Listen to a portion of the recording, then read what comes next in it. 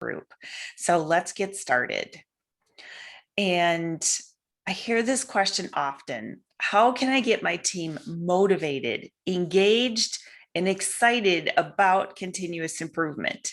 So if you're on the Zoom meeting today, you're probably already excited about continuous improvement or curious about it. But how do you get your team motivated to do that?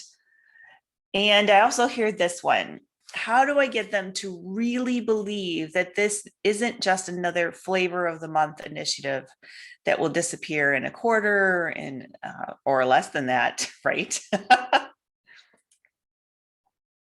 This one's also popular. What do I do with perpetual naysayers that can't seem to get on board with anything, right? So we all have them in our groups. We have somebody that's always bucking the trend here. And what do we do with these people? So if any of this sounds familiar, I've been there and I've done that, right? And I'm sure that you've had that experience too. We've all heard these customers' comments or excuses from, our internal teams, even sometimes customers. So are you getting frustrated with the level of engagement in your organization on continuous improvement initiatives? So do you try to motivate people into continuous improvement by telling them things it will enhance your career or it's required? But have you ever sat back and really listened to what people are saying? So there's probably a few people in your organization that are really interested in continuous improvement and are already practicing these concepts, whether they know it or not.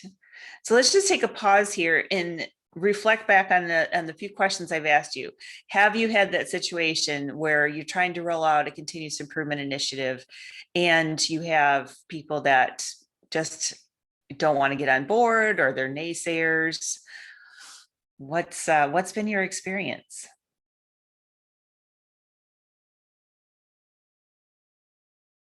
Everybody's had a great experience. Everybody's on board. We're all good. Naysayers. Naysayers. Cheryl. Yeah, naysayers. I find that most of the people are pretty positive. They're just getting it to be a priority. Like, everybody wants it done. Nobody wants to do the process. Right. Absolutely. Hey, Tony, we're twinning this morning. So cool. So let me tell you a little secret. So involve your team members early and often, and create a team of people to help you along the way. It's not, this isn't necessarily the people that are already on your continuous improvement team. And that's the key. It's not necessarily those folks. So I'm talking about those people that look you right in the eye when you're presenting this initiative at your last all hands meeting. They're the ones that ask questions about how this will impact them and how it will work. They're the team members that come up to you and ask questions, and they want to learn. When it comes to the annual review process, these are the people whose managers say things like they're always looking for a better way to do things, or they worked as a team to improve a process, or they figured out how to automate this task and they're always willing to help. So that's your leading indicator that these people may be good for your continuous improvement group called the LIG team. So what can you do with these fantastic team members to keep fueling their fire, curiosity when it comes to continuous improvement, and help you spread what I call the good work about lean, or the good words about lean? You create a lean innovators group, and affectionately called the LIG group. So you might be thinking, okay, Katie, this is great, but how do I do this, right? How do I pull this all together? So you want to start with finding those team members that have expressed interest in learning more about continuous improvement. Some team members that ask questions, especially why. Why are we doing this? Why is this an initiative now? You want data-driven or data-mined team members. So they're got a eye or a heart for data, right? So they really enjoy looking at data. They have a desire for self-improvement. There's a desire to improve your product for your customer. And it's okay to involve those team members that seemingly are on the fence about this initiative. So when I worked in corporate America and created my first league team, this is how I chose the members. I heard feedback from their managers during an annual review process.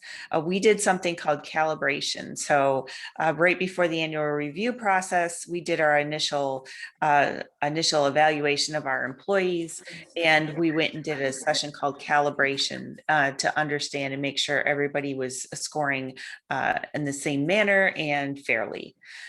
People also came up to me about previous CI experiences.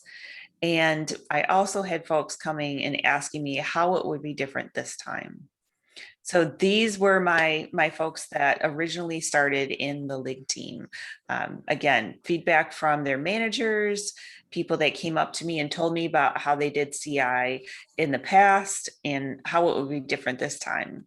I'll tell you a quick story about one of my league team members. She came up to me and said, we've done this before. She had been at the company for 20 plus years.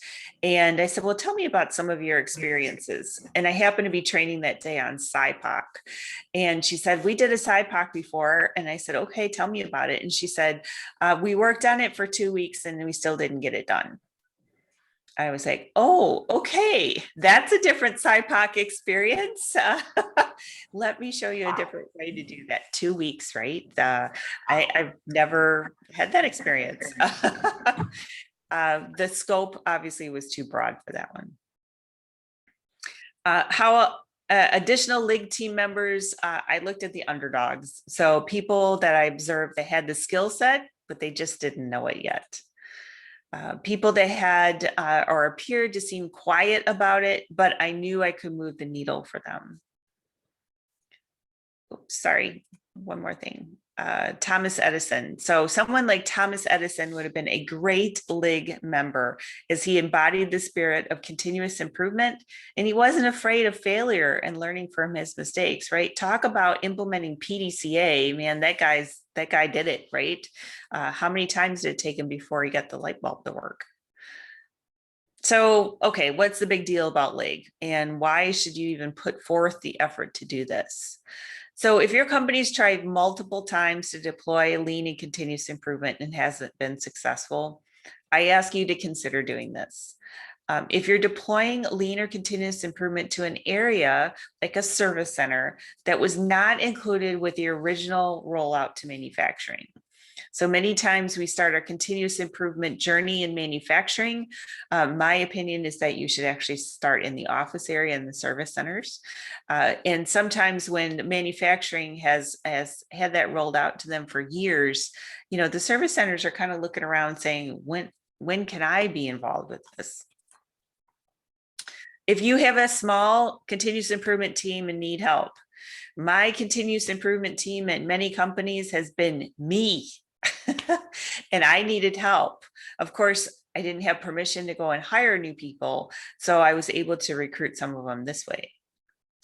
If you're a global company and or your teams are segmented or siloed. So I've worked for multiple global companies and it's hard work to bring the teams together. And this is one way you can do that. So what's in it for them, right? I identified the potential members of the league team, but how do I convince them that this is a good thing? So the benefits of being in a league team is that they receive the training from you or your team prior to the rollout to the rest of the organization. And that makes them feel special, right? So it obviously serves you in two purposes. So that team, at least in my experience, that team felt pretty special that they had received the training before everybody else. It's also a great experience for you to realize whether or not your training is actually going to work. So that team was allowed to give feedback, open, honest feedback to say, hey, Katie, what you're explaining here, this doesn't make any sense to me, or I would also include this.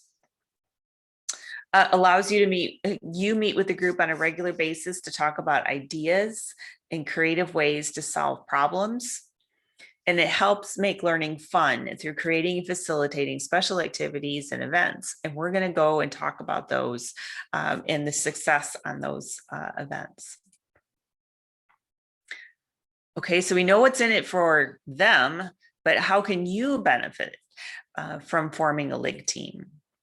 So forming a LIG team is helping you, again, spread the good word or the good work about continuous improvement to the rest of the organization, right? People start talking and they start saying, hey, I did this with the LIG team, or I learned this. They're your boots on the ground. So especially if you have, even if you have a small team, but even if you have a large global team, you can't be everywhere all the time.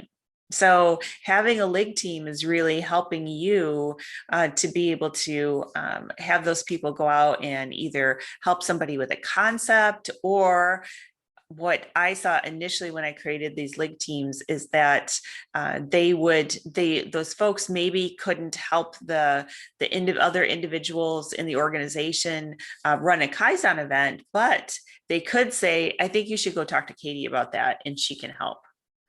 And then they help make learning fun, again, through these special events and activities. So again, how does it work? What are the logistics? So you need to understand the time commitment. I met with a team on average during lunch twice a month. So that wasn't overbearing. That really did not have a significant impact to their day-to-day activities. They were still able to do their jobs. This is usually a voluntary team, not a voluntold. Okay. We wanted people to be there on their own accord. And it was usually me telling people initially, hey, you would be fantastic to be in this group. And then after that, what happened was other people started asking, well, what are you guys doing? Right. They're like, prairie dogging it, right? So peeking up or around the corner and saying, what are you guys doing? That looks like kind of fun. And then you have to make sure that you clear it with their manager, of course, and invite them to join the group. So now what? So you've identified these wonderful people that you want to be in your group. You've talked to their manager. What do you do? So you need to get organized, right? So let's get organized and figure out what you're going to do, your goals and objectives. You hold that initial meeting for introduction and you tell them what the LIG team is all about. They can choose to leave at any time, but you want to make them feel special. So they get, as I mentioned, they get the training ahead of time. They have a deeper relationship with you. So in previous organizations, I was the director of continuous improvement. So they enjoyed having that relationship with me. They can choose to leave the group at any time. So there's no commitment from them. This is completely voluntary. And they can invite others. And the key there is that they don't have to be from your department. And I'll tell you, the first time I did this, it was in IT. So not always the first group you think of when doing something like this, but this is the group that I did it with first, and it was wildly successful. And I'll talk to you about, what we did and why it was successful too. But when we started out with our team members in IT, then all of a sudden we had people from HR. Then somebody else had a friend in finance and said, hey, I think you would enjoy this. And the team began to grow. So let's begin. We give them insight on the plan for continuous improvement and we ask for help. So you need to be organized first, like the last slide said. You need to figure out what your plan is for continuous improvement so you can lay that out to them, at least some sort of structure to say, this is where I need help. You want to show them training events or training activities or events that you're planning. And then start with a simple concept like PDCA and then ask how they use that in real life. So obviously you want to train on it. And then the way I like to train is to make sure that if you are using a concept at home, you explain how you're using that first at home, and then people can more easily understand and apply it at work. So for PDCA, the examples I always give, my husband's retired, and quite honestly, we've been married 13 years on Sunday, and he has done the laundry for 13 years. And when I was in corporate America and, having to go into the office every day, I traditionally wear black dress pants, and all of a sudden my black dress pants had white on them. I'm like, what's going on? So we talked about it. Of course, I didn't say you're ruining the laundry, right? We went and said, well, how do you think this happened? And we went through a PDCA cycle. Now, I didn't tell them we were doing that. We just went ahead and did it. And we experimented first with the dryer sheet because he was convinced that was the reason it was causing it. And root cause ended up being our laundry detergent, which was Arm & Hammer baking soda laundry detergent, which in and of itself is white. So that's what caused the stains. But again, simple concept like that to explain it in a real life situation makes people be able to understand and apply it in the future. I started a book discussion or book review. So book club, whatever you want to call it. That's what we did first. And this allowed us to get to know each other even better. So some books, these are the books that I would recommend. Joy Inc., right there in Michigan, right? So Laura knows the president of Menlo Innovations. So Joy Inc., he's also going to be our keynote speaker for our annual conference this year. The Phoenix Project. So if you are in IT or are curious about it, Phoenix Project is fantastic. It is the IT version of the goal. So sometimes when we're in college, we get to read the goal, and sometimes colleges don't do that anymore. So I suggest reading the goal and having a book discussion on that. We did a book discussion on Good to Great. And of course, I have to plug my own book, right? So I have a book discussion on my book, How to Improve Absolutely Anything. So for training, again, like I mentioned, all of our league members receive that continuous improvement training prior to it rolling out to the rest of the organization. It helps to get feedback, right? So they're going to know whether or not the information you're presenting is really going to resonate with the rest of the organization. So we practice PDCA. So of course, if there was anything that we needed to correct or update or add, that's when we did it. Again, allows them to be able to reinforce the concepts. So you would hear people saying, I think I need a Kaizen event. A league team member would then say, well, let's talk about what is your problem statement. And then they would help to coach them to write that problem statement. And then once they had that problem statement solidified, then they would come to me and say, I think I need some help. Or during that activity, the league member could also coach them to say, I don't really think you have a problem that we need an event for. Their context to others, for others to come in with questions. So they're usually that first line, hey, do you think we should do this? Or what do you think Katie would say about this? They're also your PR for your training event. So you can send all the emails on the planet about come to this training activity, come to this training event. But they're the folks that would say, hey, Mark, I'm going to this training event. Do you want to come with me? It sounds interesting. Or why don't you just come and just see what it's like? If there's training that you're going to roll out in Q4, you want to start training your league team in Q2. And if you have a new belt certification program, so that's what I did. I did a black belt training program, and I trained the league team members first, those that wanted to participate. So my first little group of six individuals, I trained from the league team first that were interested in becoming black belts. So now let's talk about the fun stuff. Using your league team members to help you with fun learning events. So yes, I said fun and learning in the same sentence, and it all has to do with continuous improvement. It's possible, and I want to share with you 3 activities that I did that were just absolutely amazing. So field day, amazing race, and feed the children. So let's look at each of these. The reason we do these events is to make continuous improvement fun. So yes, these can be fun if you learn how to apply them in different settings, not just out of a textbook or textbook definitions and examples. We're asking folks to step outside that gray box and shake it up a bit. And it did, because when we were doing these activities, everybody wanted to know what was happening there and what was that IT team doing. So do you guys remember field day? Did you have a field day at the end of school? Yes, absolutely. So did we. I went to St. Joseph Catholic School in Lake Orion, and we had field day. It was a big to do. Well, you can replicate that and use that same concept for adults or adults that are still like kids, which is hopefully many of us. So it's outdoor fun.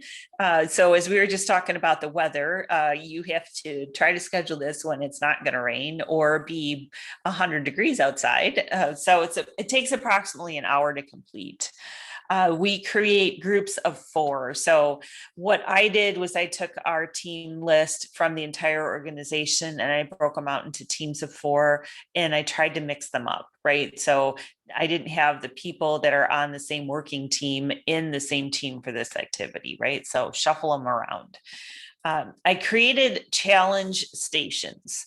And honestly, most of this was people just bringing in items that they had from their kids. So a hockey station, so not the full blown hockey net, right? Goalie net. We're talking about the little kid version of this. Ring toss. Actually, my husband and I made the ring toss. And we had here in Wisconsin, we have the pop, and it's called Sundrop, and it comes in a wooden cart or wooden container, and it has the glass bottles in there.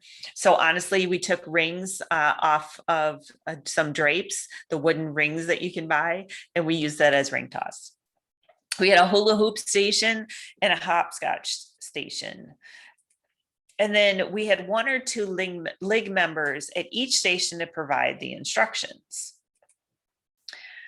So they provided the instructions on how to complete each activity, and the instructions are meant for your team to use their problem solving skills. So let me give you an example. So for hockey, and I could picture this exactly where it was out on the blacktop in my head at the office, everyone on the team must make a goal by standing behind this line. So we had some chalk and we drew a line on the asphalt and we put the hockey net. So we drew the line here and the hockey net was probably, at least 4 or 5 yards away. And we told them, everybody has to make a goal. We had a hockey stick and a ball, but you had to stay behind this line. So that was the league team member's job, was to tell them that instruction. What we didn't tell them is that they could move the net closer to the line. So it was amazing to watch their problem solving abilities and skills, because anytime the league member got asked the question, they just told them, you have to be behind the line. That's the only instructions that you have. And so eventually the team started to realize, well, if that's our only instruction, then we can move the net. So everybody was able to accomplish that goal. But it was very interesting to watch how they tried to solve problems. Many people were just stuck on, we have to make this goal from behind the line. And then eventually you saw those creative folks start to come out and say, well, wait a minute, she didn't say that I couldn't move the net. No, it's not cheating, it's problem solving. Another one is The Amazing Race. So yes, just like the TV show, but on a shoestring budget. Sorry, here, let's go back. It's held inside or outside. I've held this inside, and it depends on, obviously it depends on what's happening. In the worlds of COVID and things like that, you could definitely do this outside. It takes approximately 90 minutes. I use the league team members to identify the route. So we had a route inside the building, and the clues were based on the names of the conference rooms. So we had conference rooms like Great Lakes, and they were either bodies of water or mountains. So Himalayas, So all the clues had to do with the name of the conference room. So the LIG team members helped to identify the clues for the routes and the activities that the team would have to accomplish in order to make the next step in the route. So again, just like Amazing Race, you get somewhere and you have to do something. We pre-plan those teams. Again, we mixed them up. And let me stop for a second and tell you about an individual. So we all have individuals in our teams. You know, it's just it's natural where we have somebody that's a naysayer, right? So somebody that doesn't want to participate. In this particular organization, I had somebody that was very grumpy, and it was pulling teeth for him to participate in anything until I found the clue. And the clue was he really liked our CIO. So if our CIO told him, hey, come on, bud, let's go work on this, or this is going to be fun. We're going to be on the team together. Then I had this guy's participation all the way. So most people don't want to be paired up with the highest person in the organization, but this guy did. And he wasn't schmoozing him or anything like that. He just enjoyed his company. And that's how we were able to make that work. So when you have some people that may be a naysayer or maybe a little bit awkward, pair them with the person that's going to help them feel comfortable. And in most regards for this individual, it was pairing it with our CIO, who, by the way, participated in everything. You have to understand where each team will start. So obviously we all met in a conference room first. We had the envelopes and everything to be able to have a kickoff session, but everybody can't go to the same conference room, the same location first. So you had to figure out that route.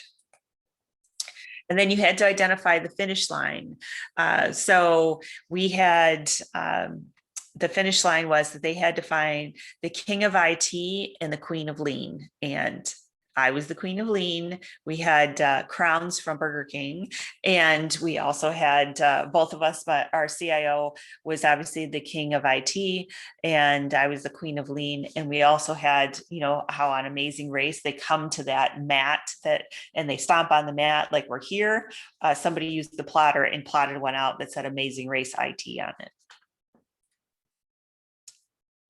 So the activities included when they got to their conference room, given a scenario, complete a SIPOC.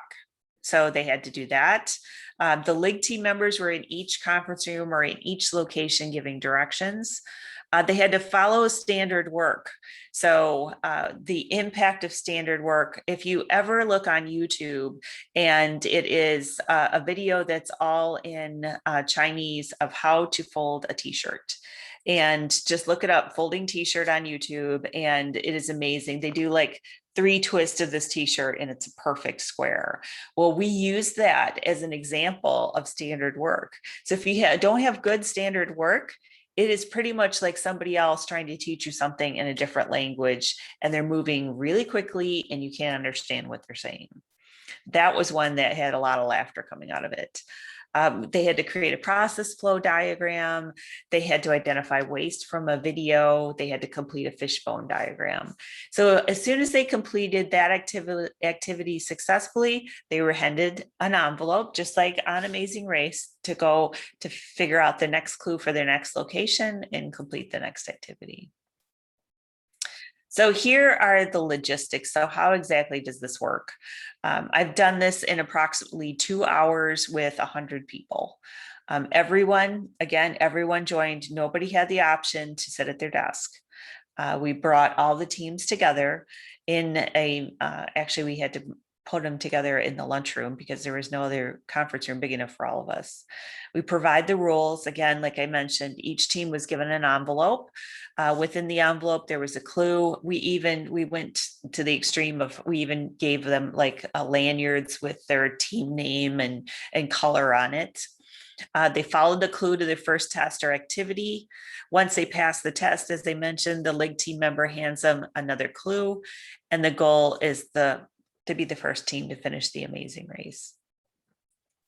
I do say that if you're going to do that inside, if this is appropriate where you're working, you might want to give the rest of the organization kind of a heads up that that's what you're doing, because there was a lot of laughter, there was a lot of noise. We did it on a Friday where, you know, people are a little bit more relaxed, but you just want to give them the heads up that all this chaos is about to happen, which, by the way, works in your favor, because then there's other people again saying, what are you guys doing? That looks kind of interesting.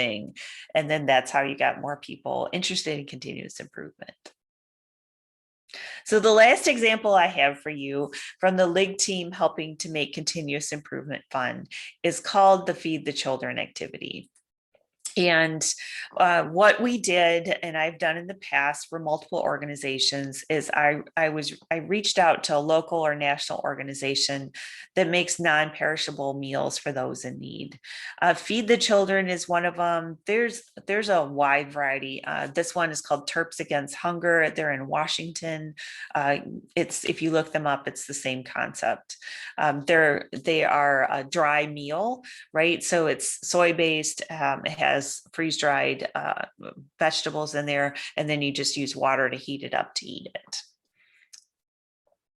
Each organization has their own process for making the food and a standard way they set up the process. You see a lot of these activities around Christmas, and this is when we did it also. So what you have to do is ask if you can allow teams to set up their own process for making the food while still following the recipe. So you're not trying to make a mess out of their actual meal. You still want to deliver the end product that meets the requirements. But what we did was we asked, can you just give us all the tools that you would normally use to make these meals, and let our teams create their own quote unquote manufacturing line for this. So again, you have to create your teams. The charity would recommend, they know how many people should be on your quote unquote manufacturing line to create this, this meal. So in this case, we did Feed the Children, and they said normally it's 4 to 6 people that are making these meals at one time. Again, you provide the instructions. So we need, you know, a half a scoop of soy, a half a scoop of rice, etc. You have to make sure that they know the recipe, but then you let them go to create their own manufacturing lines. We have a LIG person that was assigned to each team to help them through the activity. So they were kind of the coach on that team, and offer a challenge for the team that produces the most meals correctly in a set amount of time. So it was, again, it was a competition. We had tables. We had a lot of like banquet tables, the 8-foot tables that people could arrange however they wanted. So it was interesting to see that, whether they made a straight line, whether they made a U, right? So it's all the things and the concepts that they learned in class, implementing in a different situation. It's not always about implementing in IT or HR or manufacturing. It's applying these concepts in a different way, which helps them to remember and to be able to drive forward. So what was our success? So how successful can it be? I've worked with organizations, and the one in particular that I'm thinking of right now, we made 20,000 meals in an hour and 20 minutes. So this broke all of the records that the charity had ever seen, and they had been doing it for 10 years. They had never seen a group make 20,000 meals in an hour and 20 minutes. And they said they also have never seen some of their tools being used in that way. And they said that they would also take that back as a new way to organize their meal making process. So we were, the funny part about it was that we are way more efficient than their actual process that they tell people to make the meals with. So it was a fun, exciting, and very rewarding activity. People were so excited about this. So it does cost money to participate. There is a fee that the charity charges you to participate and do this. And I had people coming up to me afterwards saying, I'll put my own money in towards this for next year so we can do it again. So that's how impactful it was. It was really exciting. People were so excited. And like I said, it was right before Christmas, and everybody was just feeling the moment. So just to summarize, your Lean Innovators group Your reach is only so far, and Lig can help close that gap. Um, New initiatives and changes are hard, let's face it, right? So we don't always have the luxury to say that in front of an organization, but we all think it. So it's hard. Lig can help provide a soft landing for you. Lig's your voice of the customer, right? They're the people that are doing the work every day. So they're the voice of your customer, and they help to put collaboration in your continuous improvement program. Lig team members can be your future CI team members, Kaizen facilitators, yellow belts, green belts, and black belts. Some people, even today, so there's a gentleman that I'm friends with, and even today, though we don't work together, we haven't worked together in years, he'll still send me lean stuff, right? Or remember this, we had an affectionate term at work. I did not say this. They did. They called themselves my minions. So this ended up being this huge thing where my office was full of minions because everybody would come in and bring me minions. So they called them Katie's minions, which, again, they named themselves, not me. So that created another cultural aspect of it. Some people joined the Lig team and they never did any of these things. They never became a CI team member. They never wanted to lead a Kaizen event. They never wanted to get a belt, and that's okay too. So your key takeaways from today. In this session, you learned about creating a lean innovators group in your organization, how to identify team members that would benefit from participating in this, your purpose for training or process for training, and examples of team member engagements. I always end my discussions with this quote: the most dangerous phrase in the language is we've always done it this way. By putting in a lean innovators group, you're shaking this up, and it's definitely not the way you've always done it. So thanks for the time this morning. Now we'll open it up for questions. Any questions that you have for me, I'm more than happy to be able to discuss this with you.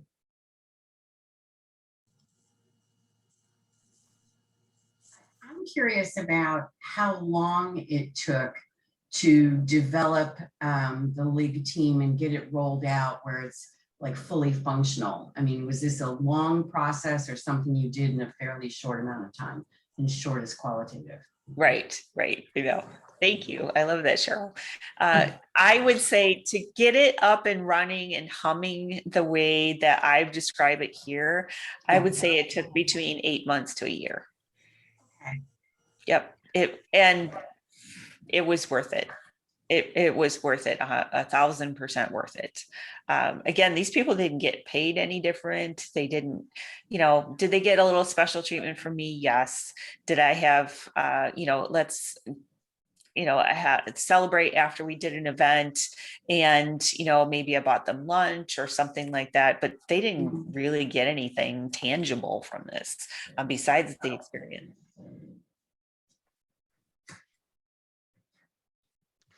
I was wondering, did any other departments pick up the same idea, or did that translate anywhere else? Yes. So they actually joined the Lig team, which initially started out just to be one department. Other departments started coming into it. So they started to adopt that. They also started to adopt the events.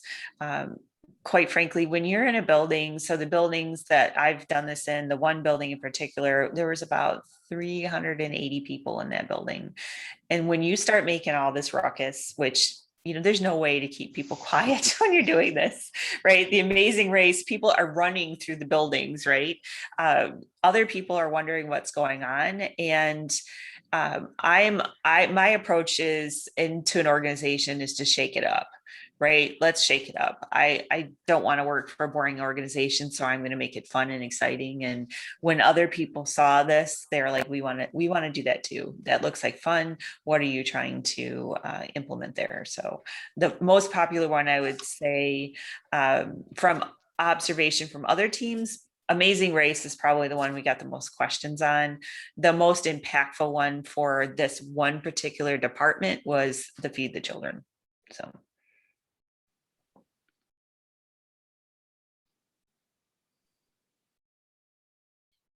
Any other questions for me?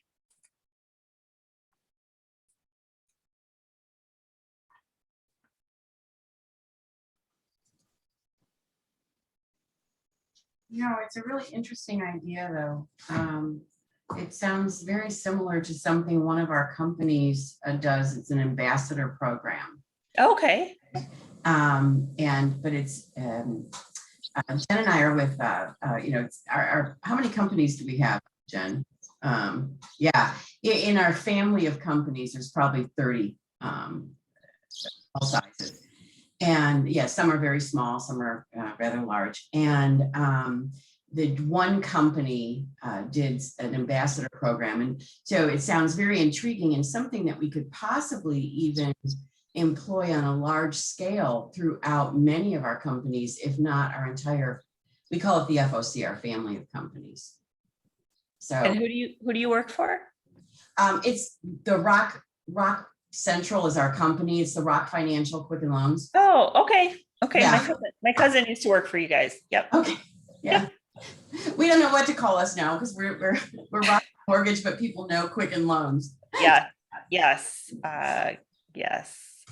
So we're the family of companies is what we call ourselves. But yeah, and so one of the things that we've talked about is how we get CI to become and not even so much standardized, but to permeate throughout all those companies and to really be embraced and get people to really start thinking, in terms of lean and process improvements and in their day-to-day activities, and then have a process they can follow to sort of like get action on those. Right. Well, this would be perfect. Like I said, I've rolled this out in global organizations, which, you may or may not be global. It doesn't really matter. Okay. Right. So it's just, it's so impactful. Right. I mean, I look back on working in corporate America and then working, for my own company. And this is number one, the most fun thing that I can do. And number two, the most impactful. So.